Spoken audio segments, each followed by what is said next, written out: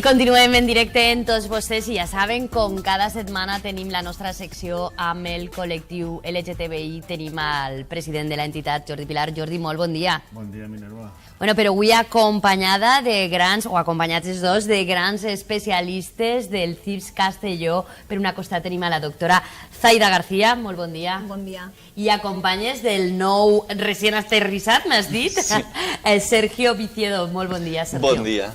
Bueno, moltíssimes gràcies als dos perquè estem en estiu i tenim que parlar de malalties de transmissió sexual, malauradament. I encara que vingueu en aquesta secció que estem en Jordi Pilar, bueno, no volen que a lo millor ficar el punt de mira en el col·lectiu, no, Jordi? No, però el col·lectiu sempre han sigut les persones que hem defès la salut sexual. La salut sexual és la salut fonamental. No només té que ser prevenció de l'embaràs, la salut sexual, té que ser molt ampli, perquè és la nostra salut. I per això tenim el CIPS. El CIPS és un centre que els últims anys ha agafat és un centre de referència a nivell nacional, comparat en el que és el centre d'Arsenes a Barcelona o l'hospital en Madrid, la Fundació Jiménez Díaz de Madrid, i el tenim així a Castelló. I ara ells ens van a contar tot el que fan, quanta gent atenen i com funciona, perquè és un centre de referència a nivell estatal. I ho han creat entre Zaida i algunes companyes i el director de Salut Pública. La direcció de Carles ha sigut fonamental perquè gràcies a ell han pogut impulsar tots els canvis que fan que avui en dia el CIPS sigui el que és. Jo vaig heretar un CIPS on no es feia pràcticament res a nivell assistencial, la quantitat de persones ateses era molt baixa i ara estem un poc víctimes del nostre èxit, en el sentit de que tenim feina que no ens la... però bueno, molt contents. I a mi també m'agradaria dir que evidentment el suport dels col·lectius és important, però no m'agrada parlar de col·lectius de risc, sinó de pràctiques de risc, perquè no, tot el món té sexe i tot el món és susceptible en qualsevol moment de la seva vida de tindre una ITS, perquè tot el món té sexe. Entonces, no vull que estigmatitzar tampoc homes que tenen sexe en homes o... No, el sexe està ahí i tots el practiquem. I les xifres de l'estiu passat parlen per ells mateixes, no? Que és l'anàlisi o el que volem transmetre avui als nostres telespectadors i sia conscienciació de pràctiques segures. Sí, nosaltres al CIPS sobretot el que fem és, a part de fer-los, si tenen simptomatologia, els fem, evidentment, una analítica i es mirem i demés, també fem molta prevenció, insistim molt en l'ús del preservatiu, que hi ha una molt baixa percepció per part de la joventut actual perquè no han viscut la pandèmia de la sida, que no del VIH, que vam viure nosaltres. Jo quan vaig començar a treballar se moria la gent en aquest país de sida. Avui en dia és una malaltia crònica més. Llavors la gent jove no té la percepció de que si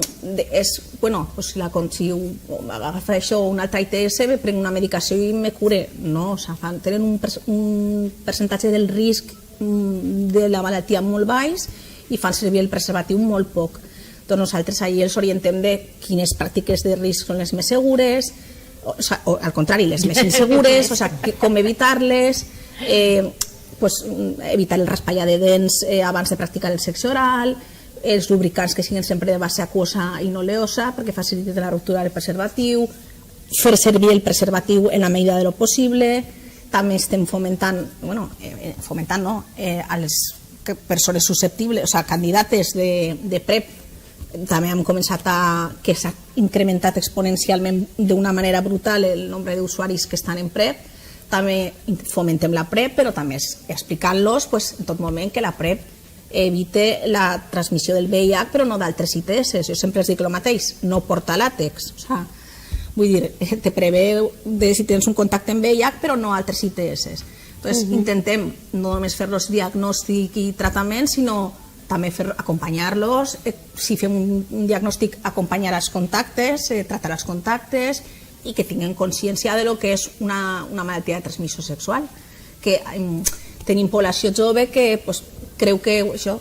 I les conseqüències a futur? Les conseqüències al futur, sobretot, jo, en el cas de les dones, que realment el nostre volumen d'usuaris menors, venen molt més homes, però bueno... I per què? Jo crec que és, primera, perquè el col·lectiu d'homes que tenen sexe en homes no és que siguin sexualment més actius, que també, sinó perquè estan més conscienciats, porten molt més temps i les dones és com tot, recién llegades al mundo, ¿no? Com dir-ho d'alguna manera. Entonces, estan començant, però poquet a poquet, a part del volum de treballadores sexuals que tenim també gent que és LGTBI i gent que no ho és, i gent trans també, i dones que venen perquè han començat una relació i volen deixar d'usar el preservatiu i venen en la seva parella per a fer-se les proves i veure que està tot bé. Entonces, fem això, un poc l'acompanyament, el seguiment i demés, i jo sí que vull recalcar això, que no n'hi ha que estigmatitzar, no són col·lectius, són pràctiques de risc, i que tot el món és susceptible de tindre una ITS en qualsevol moment, perquè a tot el món hem tingut un rato de... Bueno, de bogeria o de... Sí, tot el món, i les persones pensen que el VIH o una gonorrea o la sífilis me la va transmetre si me'n vaig a una treballadora sexual o estic en un trans o estic... No, o sea, el professor d'anglès de la teua filla o del teu fill perfectament pot tindre VIH o sífilis o gonorrea perquè la gent no anem en un cartell de... Entonces, insistim molt en això, en l'ús del preservatiu, i intentem explicar les pràctiques segures i evitar les insegures. Això és el que recalquem molt en el CIPS. Una recomanació que has dit, parelles que porten temps i volen donar i se pas anar a fer-se les analítiques, també seria convenient quan tanquem una relació, fem-nos ixa... Sí, també perquè jo ho veig diàriament, moltes vegades veig gent que és que he estat no sé quant de temps en una persona i, clar, jo també pot ser que tingui aquesta visió de túnel perquè és el que jo veig, no? Però, m'he enterat després de que me la pega i venen i estan contagiats i entonces, claro, lo que te volia dir, que se m'ha oblidat abans, que me dies les repercussions futures, per exemple, les xiques joves desconeixen que la clamídia és la principal causa infecciosa d'esterilitat. Entonces, no ho saben i, claro, tu ara contraus una clamídia en 20 anys i me tomo un antibiòtico i me da igual, però si no te la diagnostiquen, no te la tracten, a lo millor arribes a una edat en la que vols ser mare i tens ja adherències tubàriques i és molt complicat ser mare per una simple ITS que podies haver evitat prenent medides o ja una vegada prendre tractament, haver-te fet un screening, haver-te fet les proves. Igual que anem a fer-nos al dentista o igual que anem al ginecòlogo o al dermatòleg, si les proves de ITS s'han de fer igual. Són unes proves més. Un pot anar, per exemple, a la teua revisió ginecològica i demanar que la ginecòloga te faci aquestes revisions o tenen que anar a la vostra consulta? Normalment, això és una cosa que s'hauria d'acabar de treballar, però normalment en primària, en medicina sexual i reproductiva, se dediquen simplement a fer citologies, simplement, que no és prou, però que ja està bé, però vull dir que fan citologies i revisió de la gestació. El que són les ITS com a tal, les fem nosaltres.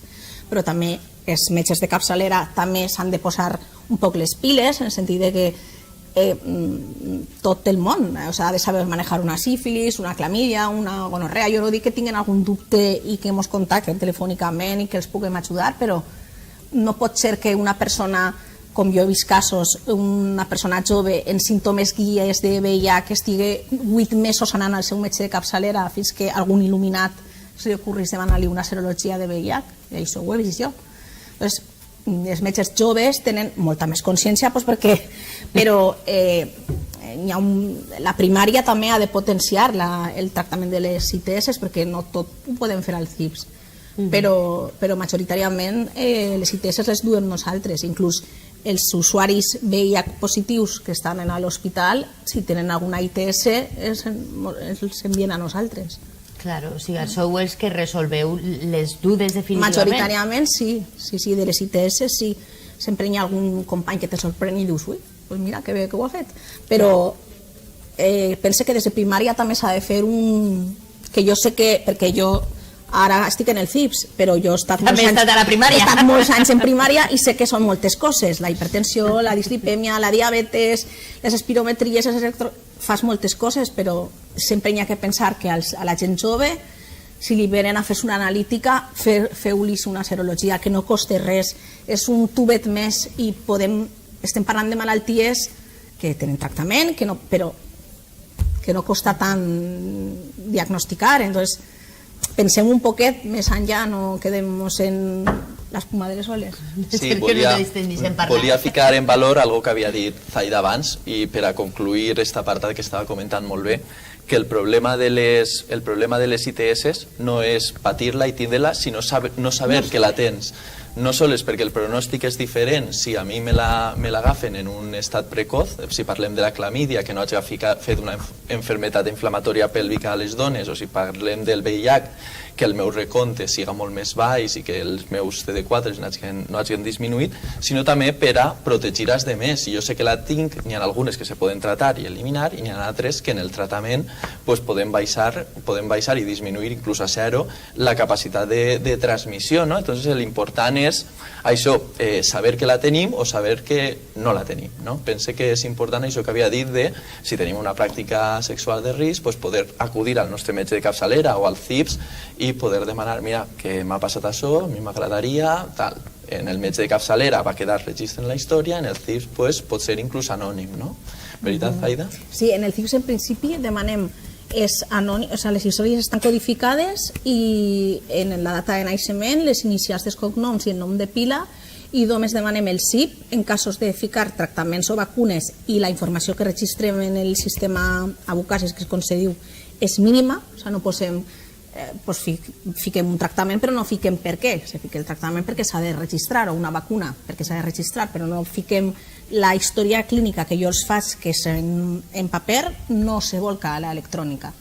I després els usuaris que sol·liciten la PrEP sí que es demanem el CIP, perquè clar, els anàlisis en l'Hospital General o en la Plana o en Vinaròs l'han de veure a través del programa en el nom i cognoms, i a aquesta persona se li va dispensar una medicació de dispensació hospitalària, però per la resta venen sense ni CIP, ni hi ha gent que de vegades que no parla ni castellà, o sigui que tens llenguatge de signos. L'altre dia va vindre un xic precisament d'Austin, Texas, que estava de passo i va vindre i sense CIP, i se'l vam atendre perfectament, vull dir, ahir no fem distincions ni res. Però jo, per exemple, si volguera que després això se me reflejaré amb la meva història sanitari, sí que puc anar al metge de capçalera i que inclogueré l'informe? Si tu vols, sí. Nosaltres normalment el que fem és les malalties que són de declaració obligatòria, estem obligats a declarar-les, com el seu propi nom indica. Entonces jo, si punxe un tractament, evidentment el metge un poquet sabrà per què és, però jo no poso en la història. Puc ficar la clínica, però no fique persona que té sexe en 25 persones o que té sexe en homes, dones. Això se queda en la història en paper, perquè és una informació que no cal que estigui en la història clínica, és irrellevant per a la trama. O sigui, jo poso el tractament i ja està, però les pràctiques m'interessen a mi, però al metge de capçalera no sé, no crec que siguin per estar, però bueno, si tu vols, i de fet cada vegada més, perquè això també és un tema que entre els tres CIPs, en Castelló, València i Alacant, perquè el CIPs és d'àmbit provincial, hem parlat molt entre nosaltres el fet que cada vegada més la gent no té ningú problema en donar-te el CIP, perquè com estan tan contents, o sigui, venen i el servei que els dones ells se'n van tan contents, i les ITS són molt agraïdes, en el sentit que una vegada les diagnostiques i les tractes se resolen, i ells estan tan contents que i tenen una visió tan... no és este oscurantisme que n'hi havia abans. De fet, ja te dic, moltes vegades ja entren en el CIP i jo els dic, no, si no me fa falta, la història que està codificada, sols te demanaré el CIP en estos casos. I ells me diuen, no tinc ningú problema.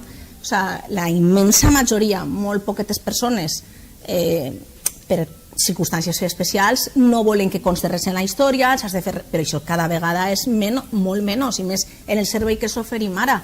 Abans és que no tractaven, només fem diagnòstic, ara es fem de tot. Entonces, claro, l'únic és, ells saben que jo sense un CIP on jo pugui veure que aquesta persona no té al·lèrgia a algo, no li vaig a ficar un tractament. Si ja se me fique molt rebelde, pues evidentment el tracte. O sea, no vaig a deixar que se m'escape una sífilis, perquè com die Sergio antes, són problemes de salut pública. La ITS és com el Covid, tot el tema del Covid, pues una sífilis igual.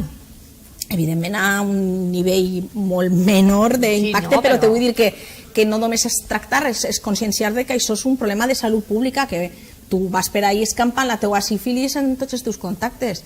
I clar, nosaltres en el millor és que estem així, pues tenim una vida sexual X, però n'hi ha vides... Jo cada dia veig coses, entonces clar... Parlem, com estem parlant clar, parlem de l'època estival, del que implica viure en una zona com la Mediterrània, on entenc que se disparen les malalties de transmissió sexual i a més aquest intercanvi de gent que ha donat, com en l'estiu passat, l'increment que vos comentava Carlos fa uns minuts, que el tenim així darrere de les càmeres i nosaltres en plató, d'aquest increment de la picota del mono i totes altres malalties que han anat sorprenentment, ahí és que a mi me sorprèn, en augment entre la gent jove. Clar, és que tu saps que a l'estiu tot el món viu. Entonces, clar, pues, vull dir, però ja no és perquè sigui estiu, és perquè hi ha festivals, s'incrementa el nostre país és així, o sea, és festa, beber i diversió. Entonces, en aquest còctel, pues, evidentment, però ja no només en estiu, Nadal, l'Orgullo, ja te dic, no vull... Falles, no és per... Madalena, no és per ficar l'orgullo. Sant Joan, que va ser a dos dies... Vull dir, qualsevol... El FIP, qualsevol tipus d'acte que lúdic, l'essència mediterrània ja sabem quina és. Entonces, clar, se disparen. Jo ja sé que quan ve una festivitat, ja sé que la setmana següent vaig a tindre més uretritis o més sífilis o més... És que és així. Les malalties més habituals, Sergi, quines són? Les més habituals realment no són la hepatitis B o el VIH, que són realment les que més por ens donen, no?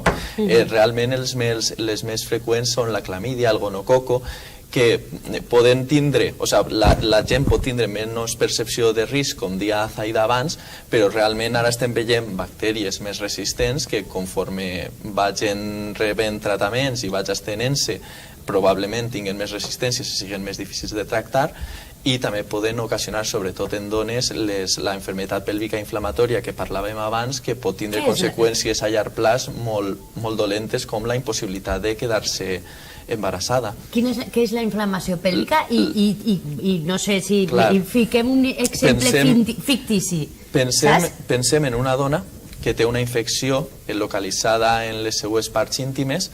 Penseu que això està tot connectat, la vagina, l'úter i les trompes. I les trompes acaben en els ovaris, que ja és la regió del peritoneo, no? I aquesta infecció pot pujar i pot fer una reacció inflamatòria en el peritoneo que el que fa és que la dona tinga molt de dolor i acudisca a urgències. Pot tindre dolor en les relacions sexuals, sobretot se pot mirar així, a part dels símptomes que poguera tindre abans de la infecció, com el canvi del flux vaginal. Entonces, el que passa és que al inflamar-se les trompes i el peritoneo, el que poden quedar després són adherències. Les adherències en les trompes fa que l'òvul no puga passar a l'úter i no puga ser inseminat. Per això, una complicació d'esta enfermetat pot ser ISA. També n'hi ha, això estem parlant, conseqüències a llarg plaç, n'hi ha enfermetats inflamatòries pèlviques que si no recibissin antibioteràpia ràpidament poden complicar-se molt. Penseu que és com una apendicitis, parlant, o sigui, salvant totes les distàncies, però al final és una inflamació del peritoneo, una inflamació bacteriana, una infecció bacteriana del peritoneo. I pot acabar, com bé diu ell, sense antibiòtic, i pot acabar perfectament en una, o sigui, llevant-te una trompa, en 25 anys t'estan llevant una trompa, en la qual comporta això, ja no és que no és un combo d'antibiòtics que ja està, no, és que hi ha vegades que per un retras diagnòstic, perquè ja per lo que sigui les conseqüències poden ser bastant importants, vull dir, de cara al futur, que en aquest moment a lo millor tens 20 anys i no ho penses, però en el futur sí. Claro, però parlem d'aquestes primeres relacions sexuals i un cas hipotètic des del meu desconeixement. Per exemple, als 18 anys mantinc relació de risc, no me diagnostiquen la clamídia, a mi com se me va del cos? No se te'n va. Si no te la diagnostiquen, és el que dic, per això és la importància de lo que diu ell, de fer-se una detecció, igual que el que se fa la hipertensió. Arribem a una edat i ens recomanen que ens mirem la tensió, el pes, el sobrepès. Pues en les ITS és el mateix, hi ha que fer-se controls de screening, que és com se diu, de detecció de quan ho està simptomàtic, perquè no només hi ha ITS que donen símptomes, però hi ha altres vegades que no, i en molts casos les dones són portadores asimptomàtiques, que se diu. És a dir, nosaltres transmetim la infecció però no tenim ningú símptoma. Entonces, per això és el que diu ell, això és el perillós. Una vegada tinc símptomes, me tracten la ITS i ja està mig resolt, o sigui, vull dir, bueno, pues té unes... però el tema és no saber-ho, o sigui, tindre-ho i no saber-ho. Per això la importància d'estar conscienciat i de fer-se revisions periòdiques i sobretot en funció de les teves pràctiques sexuals.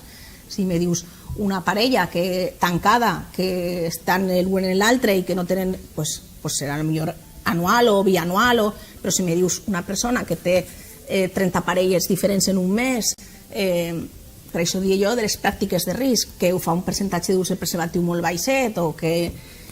Pues entonces, clar, n'hi ha que fer-se... Aquestes persones se fan controls trimestrals o quan tenen algun símptoma venen, perquè és que ells ho saben ja, entonces venen i saben que estem allí, tenen una uretritis o si és un exantema que ells pensen que pugui ser una sífilis, o quan jo els crido i els dic, mira, teniu això, aviseu als vostres contactes, venen tots els contactes al CIS per a ficar-los el tractament. Entonces, les ITS no només és diagnosticar-les, és el fet de que com un va al dentista a veure si a fer-se una revisió, doncs això és el mateix. Una vegada comencem a tindre una vida sexual activa, hi ha que periòdicament revisar-se, i no és anar soles al ginecòleg, perquè el ginecòleg, és el que dic, a part els ginecòlegs no veuen a barons, i els barons també tenen ITS. Entonces, el CIPS és un poc això, el que fem és especialitzar-nos més que res en ITS, en homes i en dones, i en col·lectiu trans i en tot el món, que entre per la porta i no li diem que no a ningú. L'increment durant els mesos d'estiu, com deies, en festes, és molt notable entre la gent jove? Sí.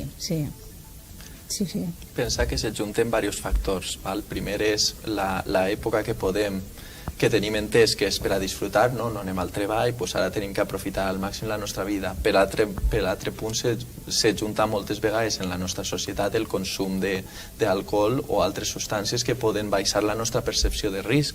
Entonces, moltes pràctiques que a lo millor certa persona sabria que són insegures, a lo millor en aquestes circumstàncies, baix aquests influx d'aquestes substàncies, pot pensar que no li passarà res i que pot fer-lo. Simplement no pensa, simplement fa aquestes pràctiques de risc, després té que prendre les decisions per a dir, vale, vaig a veure si la tinc o no la tinc, que és l'important, no? Perquè volia matisar abans que havia dit Zaida, pense que cada persona és un món, cada persona té viu la sexualitat d'una manera, culpables no n'hi ha ningú, però, com diem en el coronavirus, n'hi ha que saber quines ferramentes estan que tenim capacitat d'emprar, no? Per exemple, en el coronavirus, si tenies símptomes, te feies el test i tal. I tot el món l'ús de la mascareta, el gel hidroalcohòlic, tots superconscienciats. Si tenies contacte amb alguna persona, tu dius, mira, si he tingut contacte amb aquesta persona, perquè no és fer-li una putada a aquesta persona, és ajudar-lo a que aquesta persona pugui saber si té o no té, i si ho té, per el tractament correcte, no? O sigui, pensa que no n'hi ha culpables, el que n'hi ha que tindre és aquesta consciència de val, això és el que n'hi ha, aquestes són les ferramentes que tenim i tenim que emprar aquestes ferramentes, no?, per a que tot siga millor per a tots. Des del CIP sempre els fem això, els diem que dins de la nostra counseling que se diu, que és les pràctiques que t'he dit abans, no al raspallar de dents, lubricants de base aquosa, incrementar al màxim l'ús del preservatiu, els diem que vigilen en tot moment les copes me refereix a quan hi sent, perquè ja, doncs bueno.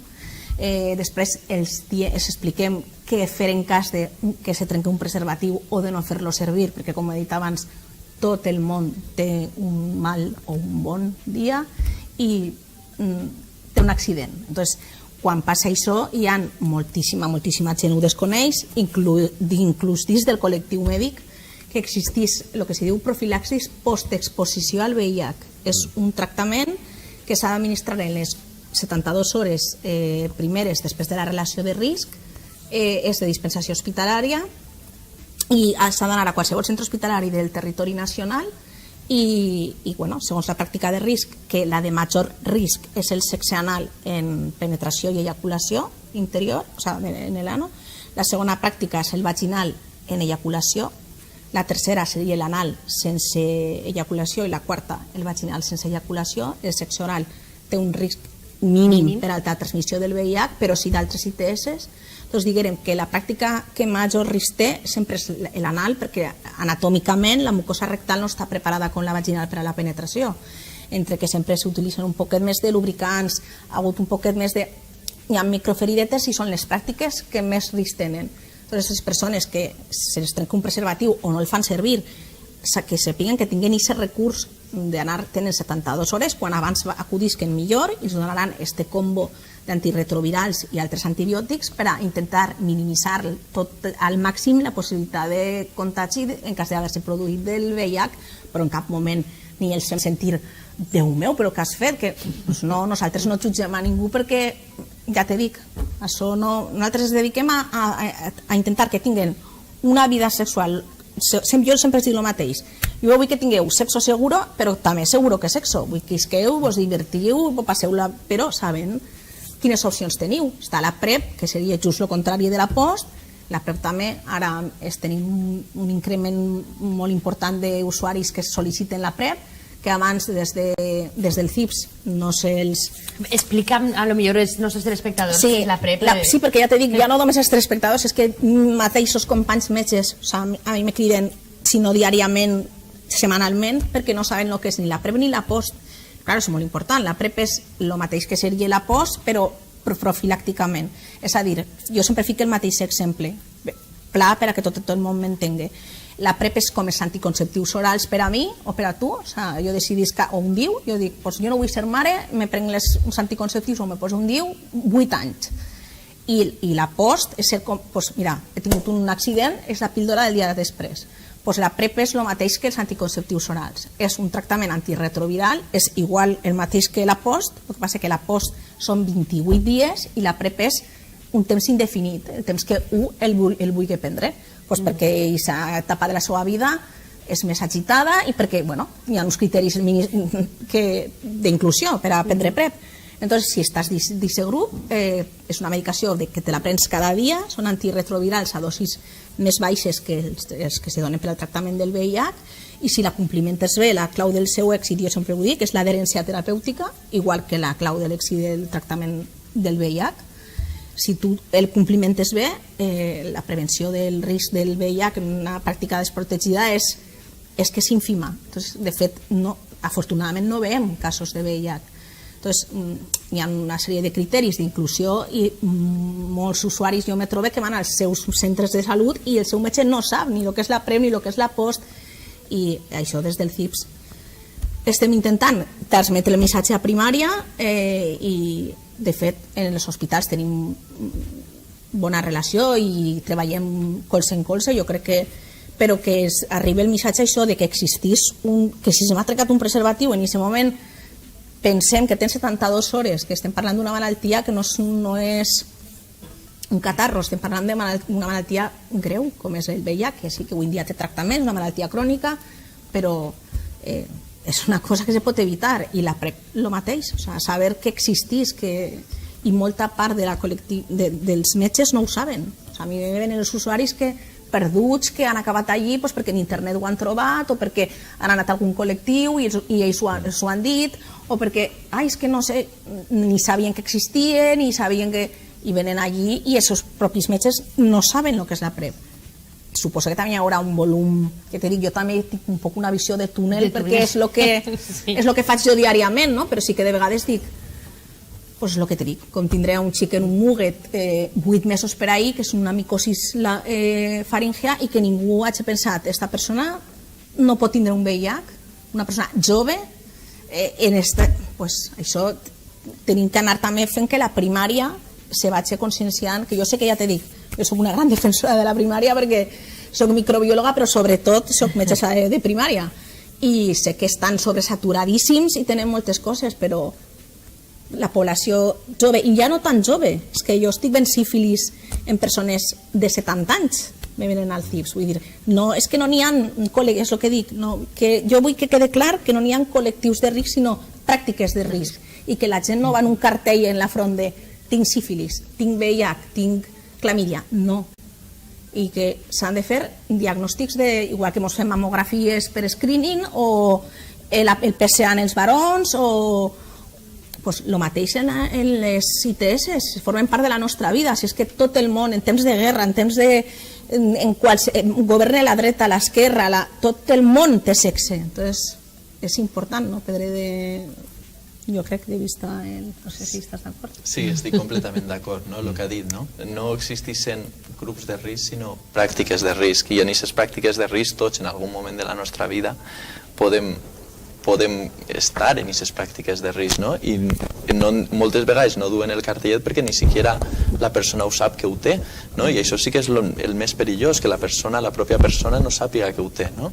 És important el diagnòstic i el tractament i això. I després també està el que és l'atenció primària, moltes vegades el que és l'aport dels usuaris a donar el pas, a anar al metge de capçalera, perquè estem parlant de Castelló, però imagina't un poblet de 1.000 habitants que tu vas al metge i el metge després ho casca tot el poble. També tens por d'això, també tens por de moltes coses, de l'estigma de que quan hauria de ser al contrari, perquè una persona que va cuidar-se, o sigui, que va al CIPS és perquè té cura de la seva salut sexual i les altres persones haurien de dir, pues molt bé, però el que diu Jordi, hi ha pobles que per agrupació familiar tota la família té el mateix metge, entonces a lo millor els dona anar, no perquè no sé, perquè tenen, és que jo també ho comprenc, no? Entonces, que sàpiguen que tenen aquest recurs i sobretot la primària que sàpiga que pot comptar en nosaltres per a lo que, bueno, de fet cada vegada ho fa més. I ara no sé si ho hauran canviat, però fins fa poc el metge te demana una prova de VIH i el paper era rosa en lloc de blanc. Entonces tu anaves a fer l'anàlisi, sí, anaves a fer i tenies que entregar... I tot el món sabia ja. Sí. Una última qüestió, perquè se ens acaba el temps i tenim que finalitzar l'entrevista. A partir de quina edat ateneu en aquest servei? Nosaltres a partir dels 14 anys atenem. De 14 a 16 venen acompanyats perquè, bueno, l'entrevista la fem soles, però la majoria d'edat sanitària són 16 anys. Però igualment a partir dels 14, que ja els usuaris, la gent passa del pediatre al metge de capçalera, dels 14 als 16 venen i els atenem igual. Si hi ha que ficar algun tractament o alguna cosa, normalment els diem als pares o a les mares, no ve gent de 14 a 16 anys, no ve pràcticament, però a partir dels 16 sí, poden vindre perfectament, són adults a nivell sanitari i poden decidir des d'una interrupció voluntària de l'embaràs fins el que sigui, fins a fer-se un implant mamari, fins a fer-se una rinoplàstia. O sigui, l'edat de majoria d'edat sanitària són els 16 anys. Entonces poden vindre quan vulguin, a partir dels 14 hasta els, com los dels Juegos Reunidos, de 0 a 100, pues lo mateix. I aquesta franja dels 14 als 16, hi ha menys usuaris per algun motiu? Perquè cada vegada, quan parlem amb els sexòlegs, diuen que cada vegada s'enceta el sexe molt més abans i... Jo penso que és perquè, com tot, estan començant, desconeixen, perquè també una altra part que no hem parlat jo he parlat molt de la primària, però també molt important és l'educació sanitària que se rep en els centres, el que se diu programa PIES. Entonces, jo crec que també moltes vegades és que és desconeixement, comences en un món que no coneixes, és tot nou, saps? És un tabú perquè, clar, jo soc el meu company, un poc la pressió del grup, no? El meu company ha començat les relacions en tal edat i jo no, i jo tal. Entonces, tenen un procés en el que van interioritzant que ja són persones sexualment actives, no és d'un dia cap a un altre, no? Entonces crec que el no consultar en aquest moment no és perquè no tinguin sexe, sinó perquè estan en un moment de les seues vides en el que és tot tan incert, però part d'això també passa per l'educació, l'educació en els centres escolars, educar-los que sàpiguen el mateix que s'explica nosaltres en el CIPS, evidentment no a tal nivell de i adequar el missatge a l'edat, però sí des de quan més aviat possible normalitzar les pràctiques sexuals, normalitzar la diversitat sexual, no n'hi ha col·lectius de risc, no pràctiques de risc, i tot el món és susceptible de tindre una ITS, igual que un infart, igual que un ictus, igual que educar, l'educació és fonamental. Educació i educar en la diversitat, en la prevenció d'ITS, en que cal usar preservatius, que n'hi ha lubricants, que és tot, i això cal fer-lo i esperem que se faci. Pues clar que sí. Moltíssimes gràcies. Recomanacions, dos pinzellades abans de l'estiu o remarquem? Remarquem les que ja hem dit. Extremem l'ús del preservatiu en la medida de lo possible. Si no se fa servir, l'opció de la post sempre està ahí. Els CIPS mos tenen tota la setmana, Avinguda del Mar, número 12, 964 399 640/41. Tenen també atenció per correu electrònic. De fet, me demanen a mi moltes fotos de lesions genitals i de més per mail. Vull dir que l'atenció és individualitzada, personalitzada, anònima, que això, que a l'estiu, en hivern, a la tardor, que hi ha que fer sexe, hi ha que tindre el sexe el més segur possible. Pues desitjant que tingueu bon estiu, mos acomiadem. Sergi, moltíssimes gràcies. Moltes gràcies. Saida, també. Mos veiem la setmana que ve, Jordi. Moltes gràcies. Pues hasta la setmana que ve a Jordi. Nosaltres fem una xicoteta pausada de publicitat. Jo m'acomiade de vostès perquè després ve la secció musical amb Jordi, el Chino. Estarà. Adéu.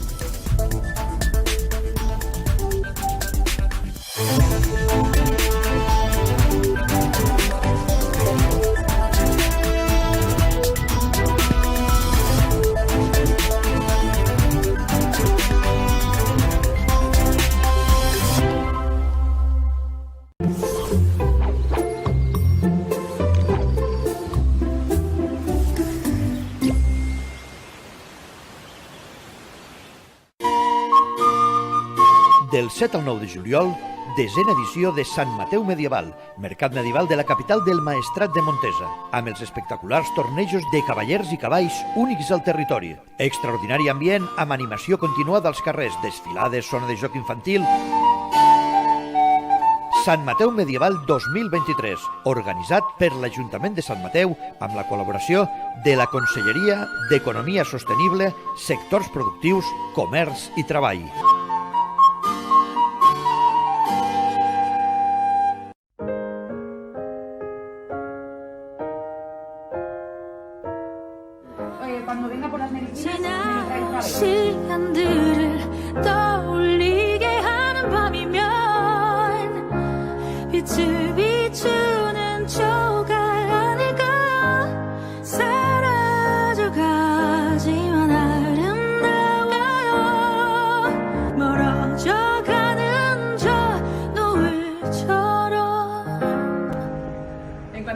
Te esperamos.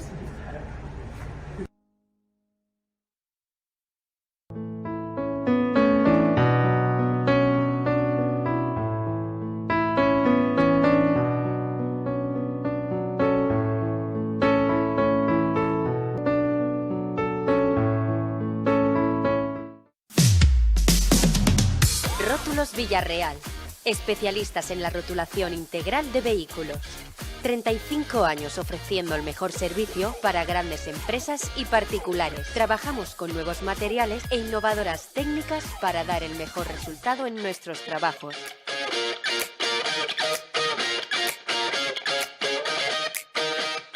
Un asesoramiento personalizado para cada cliente con unos resultados más que satisfactorios.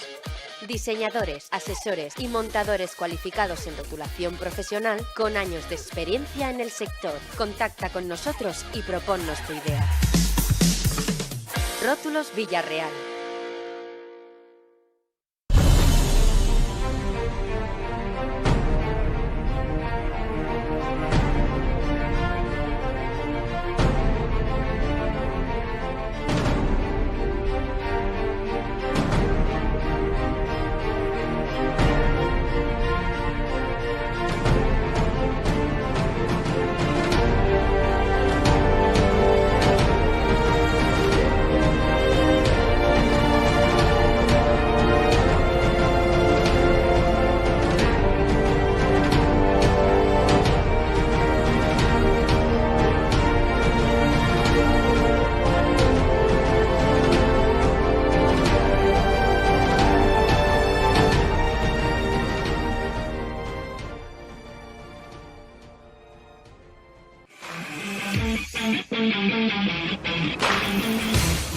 Quan et mous per Castelló, no és el paisatge el que canvia. Eres tu. En emportar-te la màgia dels seus racons increïbles, els seus paisatges i sabors. Les rutes que et relaxen o que et porten fins als teus límits. I els cims de llegenda que sorprenen el món de l'esport.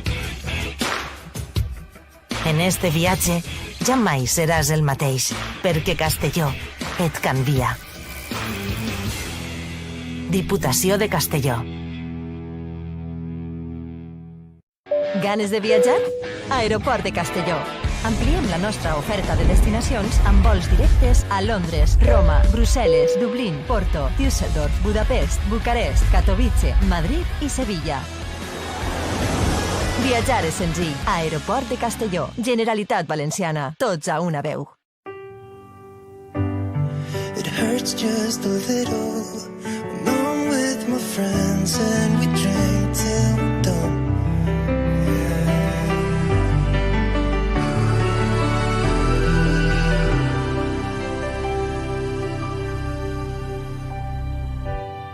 If just for a minute I'd fall asleep and not dream about you. La estrella de la casa.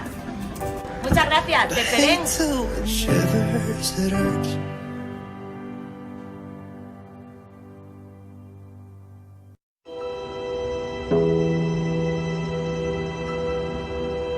Un joc per a perdre's a les seues muralles i els colors que la natura ens regala. Passar del nucli antic a mirar la vista de la mar i la muntanya. Un joc vell, més del que pot mostrar qualsevol foto. Brutal arquitectura, cúpules d'ensomni, compendi de bellesa i sentiment. Un joc diferent, un joc on la gent bota la foguera, demana un desig, s'enamora, es divertix. Peixos de colors, tradició, art, desfilada, flors. Omplir-te d'energia amb la posta de sol, connectar amb el passat i trobar inspiració. He recorregut molts jocs, he sigut la cara i també la creu, però mai oblidaré el Mediterrani i la seua llum. Joies ocultes, missatges en clau, com contar el que no es pot explicar. Comunitat Valenciana, qui ho ha viscut ho sap.